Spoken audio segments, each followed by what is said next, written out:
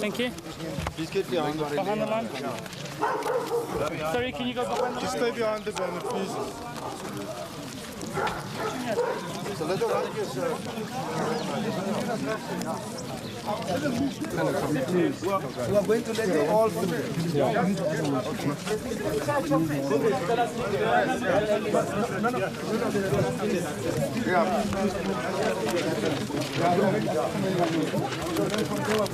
Jerry, no more people coming. Hold on, we are now going to announce the president. Not, wait, hold on. Hello. Ronnie, not everybody at once. Then we can. This way.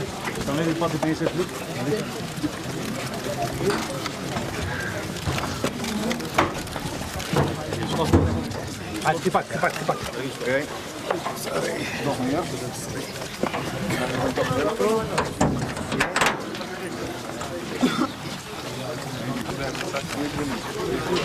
Oh, Brian, I thought you went back for the mine too. I thought it was square.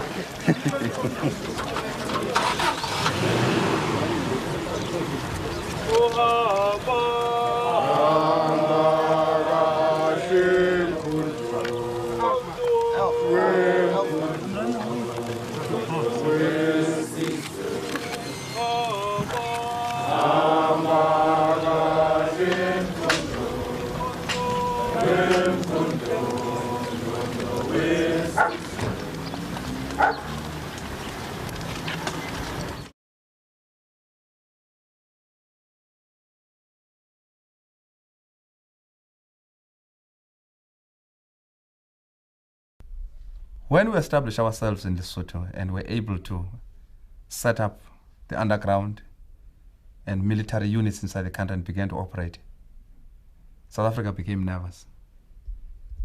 They decided to eliminate me in 1981 by sending an agent to plant a bomb under my car. That attempt was abortive.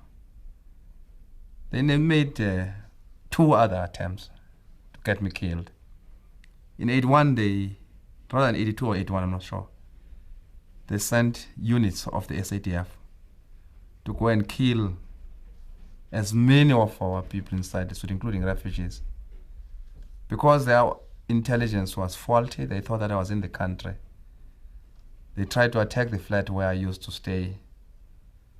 But just a flat away from my own, they attacked, convinced that I was in that flat, and killed the locals.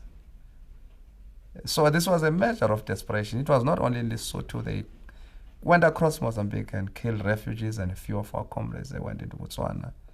They were crazy. They decided that they were going to take off their gloves and that they were going to kill anybody who harbored us, who was unfortunate to stay next to us, whether he was a Mosotho, a Motswana, a Zimbabwean. That was the nature of the frenzy existing in Pretoria. It makes me actually realize, you see, with impatience, the need to defeat, this regime. And I don't mince my words when I'm speaking about this regime. I hate it intensely. I hate it. Every time I stand on a platform, I'm reminded of these gruesome atrocities. I'm even reminded of my own children. If they had succeeded, they would have killed. My children were, at that time, one of them was 2 years old, another one 10 years, a baby. And I saw it as basically an inhuman regime, a cruel regime. People who were fighting for a right to oppress the majority of the people of this country.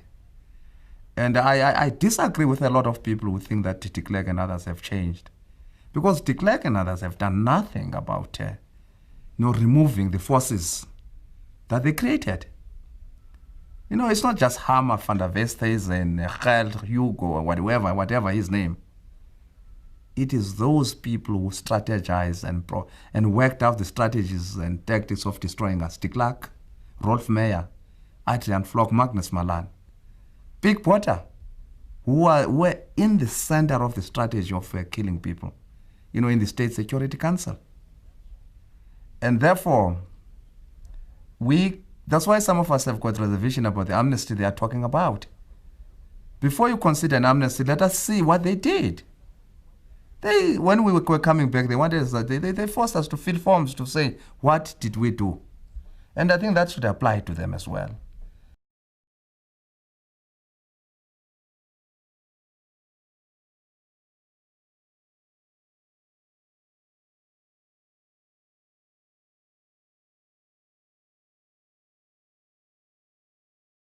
For most of us, this was the realization of our dreams as young combatants.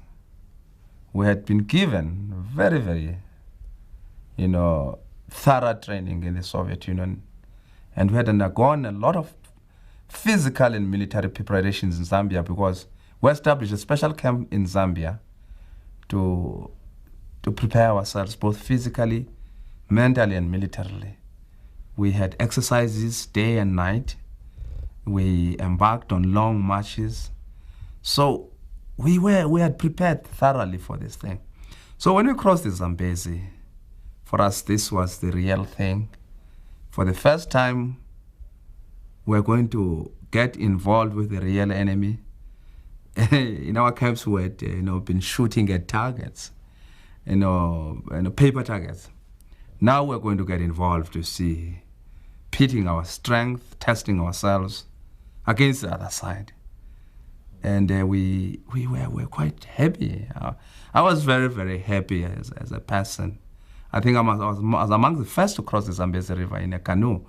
And, we decided to choose the most difficult and impassable part of the river where there were gorges.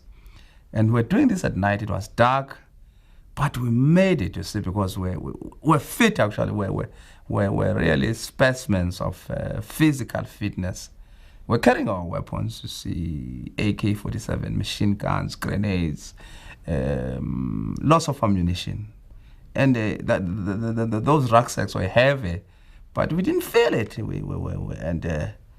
It was one of those memorable days in my own history. I look back to that situation with vivid memories. When I was in Zambia, whenever I crossed, visiting Zimbabwe before I came back into the country, I would make a point to drive through Livingstone, Victoria Falls, stop next to the Wanke Game Reserve, and just have a look at that general terrain, you see, because one thing I can say, it took the Zimbabwean security forces a long time before they knew of our presence inside Zimbabwe. In terms of our ability to orientate ourselves on the terrain, we had no problems, because we had accumulated a lot of knowledge of topography and map reading. We were able to detect from our maps and to place ourselves. We knew exactly where we were. We had a clear picture about the next part of the terrain in which we're going to move. And one thing outstanding about that unit was its ability to take positions during the day, especially when the cover, in terms of vegetation, became sparse and poorer, and moving at night. We were able to use our knowledge of stars to guide us in terms of the direction of our movements. And in a way, because we studied these maps before we crossed the river, we had no problems. And deliberately, we had decided to avoid physical contact with the people until, you see, we had established ourselves inside Rhodesia, because we're quite aware that, early contact with the people would lead to a situation where some of them might inform the other side. We're aware of the reputation of the Rhodesian security forces in terms of, setting up a network of agents in the rural areas and in the villages. So I would think that, you see, for the first few weeks, everything moved according to plan. It ticked very, very well, and there were no surprises, except that what worried us was that 2 or 3 comrades lost their way at night. We could not establish contact with them. And that worried us, because we had a fear, a premonition that they might fall into the hands of the enemy, and therefore disclose prematurely the presence of the detachments in Rhodesia. And that turned out to be the truth. Photo planes would start at, very early in the morning at 6 o'clock. This was in winter. And I think about 11 or 10, a report came that there was a movement of trucks. We had already passed now the Wanki Game Reserve. And then, of course, we took positions. We saw these trucks carrying soldiers, and some of the trucks, pulling, water geysers. And it was quite clear that this was a detachment of the Rhodesian army deployed against us in the field, day and night. But for some reason, although they passed probably 100 meters from us, they passed on. But after they had passed, I would say 4 hours or 5 hours, they must have detected our general position. Because earlier on, there had been exchange of fire. And after that temporary exchange of fire, we noticed that 2 of our comrades were missing. They'd gone to look for water. Those 2 comrades were Ernest Mudulo and one comrade called Mampuru from the Northern Transvaal, from Skukuniland. And their disappearance now confirmed our fears that that exchange of fire must have involved them. And that necessitated, urgent preparations on our part to prepare for battle. Then all of a sudden, I think at about 15 hours, there was a rapid fire towards our direction, a bit wild, with frequent shouts calling upon us to surrender. And the call to surrender was followed by shouts that we were surrounded, it was useless to fight, terrorists surrender. Now, those of us who were in command now said, look, chaps, nobody is allowed to pull the trigger before the target is properly identified and seen. There must be a clear economy of ammunition. We don't know how these battles are going to last. We have no supplies. So every bullet is precious. So there must be no panicky firing back. Now they continued firing and clearly worried about our silence. There was deafening silence, a lot of tension. You must remember this was the first experience of a battle. None of us had ever been fired at. And I can tell you, it was frightening because these bullets were passing very close to us, over our heads. And I remember some comrades actually panicked, and there was one who came to say to us that he was wounded, and we discovered afterwards he was not wounded, he was just panicking. But the arrogant enemy stood up to say, one of them said, where are they? Can you see them? They had thrown caution to the wind, and I suppose they thought that we're scared. And our comrades said in Zulu, Xhosa, and man, our fellows just opened almost at the same time and shot 2 of them. And fortunately, the guys they shot were the commanders. And you see, a regular army, unlike a guerrilla army, depends on a commander. The commander is the key person. When the commander is, killed or wounded and is unable to command, you see, the morale of the regular army is affected. So there was a lot of panic on their part, and they began to run away. Then we began now to chase them and to really, dispel the attack. We neutralized the attack. And we discovered, you see, for the first time that, look, we are dealing with people who are also very afraid. Because in running away, they left behind their weapons, their supplies of ammunition, food and everything. I mean, that is sort of And he has a very undisciplined way of retreating. You see, you don't retreat and leave behind your guns, you see, because how are you going to fight again? So they ran away in a very disorderly manner. And that was our first baptism of fire. We're baptized now. We're stronger. We had, the fear was gone. No, the nervousness, the throbbing of the heart against the ribs, it disappeared. You see, we're all unnerved now. We're very cool and determined. But again, we had not been eating well for a very long time. So this was a welcome supply of food for us. The masses on the ground had not been organized to receive us and to give us the necessary support in terms of intelligence, in terms of protecting us, in terms of giving us regular meals, and in terms of guiding us generally within Rhodesia itself. It was clear that we had a responsibility to save the detachment. It would have been wrong militarily to fight to the last man. We had beaten back the Rhodesian forces a number of times. We never lost a battle. And every time we beat them back, but we also suffered a few casualties, probably 6 to 7 comrades who died there.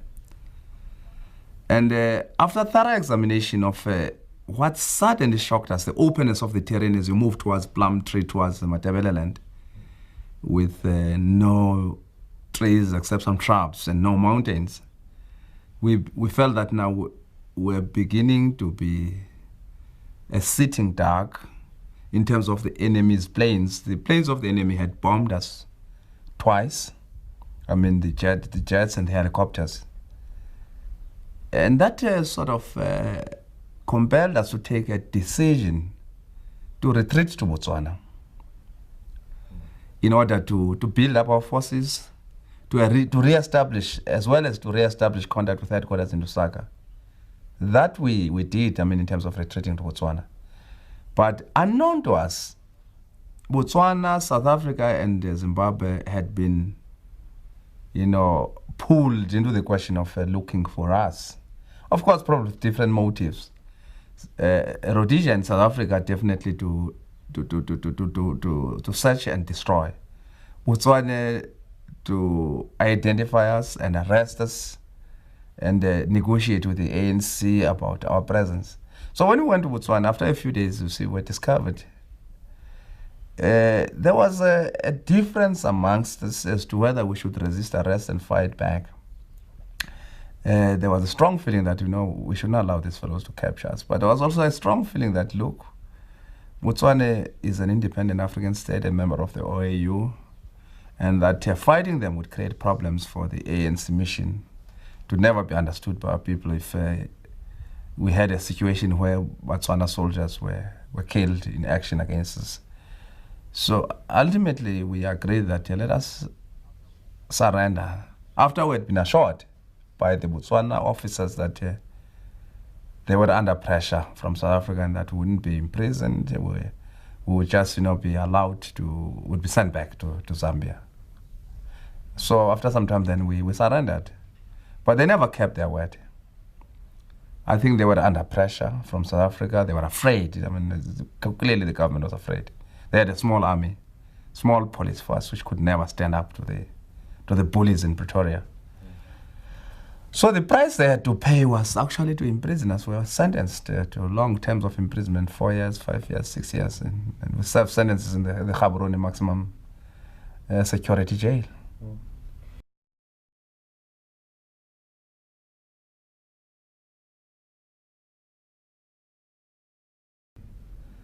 I was a militant and angry young man. I wanted to go back and fight after resting for a few months. I found our movement totally unprepared for the continuation of the armed struggle in South Africa. That was my reading of the situation. Of course, there were reasons that they were put forward. I found a lot of preoccupation with solidarity work, with international work. And I found a lot of demoralization amongst our chaps who were in camps in Zambia. And I began to agitate for the resumption of the armed struggle, for seriousness on the part of the leadership. I'm using the word seriousness because in my own view, and this was a subjective point of view, that they were not serious. And I became part of the writing of a memorandum which was very critical of the leadership. Well, that memorandum put us into some trouble. The leadership was angry. They thought our attacks were unfounded and irrational. And some of them felt that our attacks bordered on insubordination and on mutiny. We were suspended from the organization. But that memorandum brought about a lot of heated discussion within the ANC. The need to have a conference, the need to work out a clearer strategy of struggle, of revolutionary struggle. And ironically, there was the Morogoro conference. We were excluded from the Morogoro conference because we were regarded as rebels. But I'm able to say that Morogoro conference ushered in serious discussions which led to for the first time to the formulation of a clear strategy about the waging of a revolutionary war in the country, of a people's war, the need to build the underground, the need for propaganda, the need for mass mobilization. So despite the fact that, I sort of suffered as a co-author of the document in terms of isolation, in terms of suspension, but I felt that I was going to accept any sort of punishment, because I told the people, though some of them thought that I was a traitor, that, my basic objective is struggle in South Africa. I could have left, as others did, and to go and study. I had a degree from Rhodes University. But I felt that I was not going to go and study. It was my revolutionary duty to be part of the armed struggle of the revolution in South Africa. So I was able to understand, the anger and the bitterness of others. And but I felt that, whatever they said, I was not a traitor.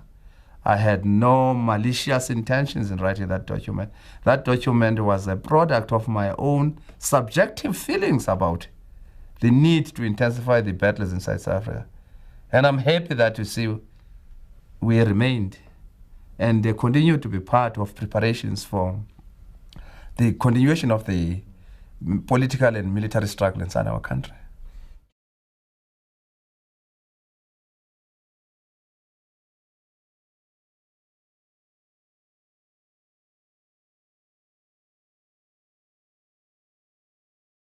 I want to be honest. I was annoyed. I was marooned in the Transkei when the decision was taken to suspend the armed struggle. My indemnity had been withdrawn. I spent more than 27 years in MK. I'd spent the best part of my life in an armed struggle against this regime. I was angry and bitter that this decision was taken without comprehensive consultation.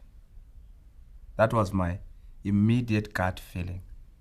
I didn't sleep when our delegation was locked with de Klerk negotiating. I was waiting for the outcome. When there was that press conference early in the morning announcing the suspension of military activities, I felt like crying. I'm one of the people who have seen comrades dying, both inside the country and outside the country, in the struggle against the regime of terror in Pretoria.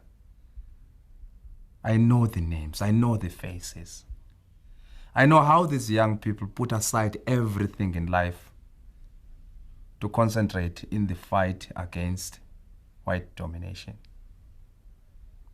And I said to myself, probably this was the right decision. But why was it that there was no widespread consultation with those who were actually involved in the physical side of armed struggle? That was my initial reaction. But like a disciplined soldier, a disciplined member of the movement, the decision had been taken. I had to understand this decision. And when it was explained that it was important to maintain the momentum of negotiations, I was ready to be reined in to explain it to other comrades.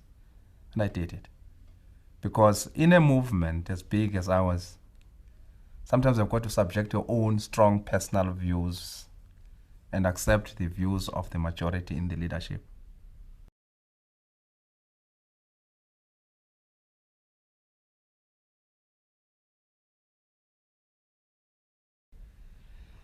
there's a certain form of attachment that South Africans have for this country. I'm speaking about those with whom we shared times in exile. I'm speaking about the excitement I sensed in MK cadres coming back into the country even before I came back legally. How they felt good about going back to South Africa, though they were going back to fight. That's the sort of love and patriotic fervor that we had. When I was coming back, I was saying that for me, this is a moment of happiness, of joy, sheer joy. To listen to our people speaking their own languages, to be able to read South African newspapers, to be able just to sit and watch our people. The beautiful people of South Africa who have been subjected to a cruelty no other people, or very few people in the world have seen. But the brave, proud black South Africans, who with their hands, with limited resources, have refused to be browbeaten, have refused to surrender. For although I was not coming into a situation of freedom, but I knew that nothing would stop us from marching forward to freedom, to a new South Africa, into a free country, into a country where they would fight for social justice, in a country where we would begin to tackle the problems of the poverty of our people. And for me, therefore, this was not marching back home, but marching along the path of struggle to a liberated country.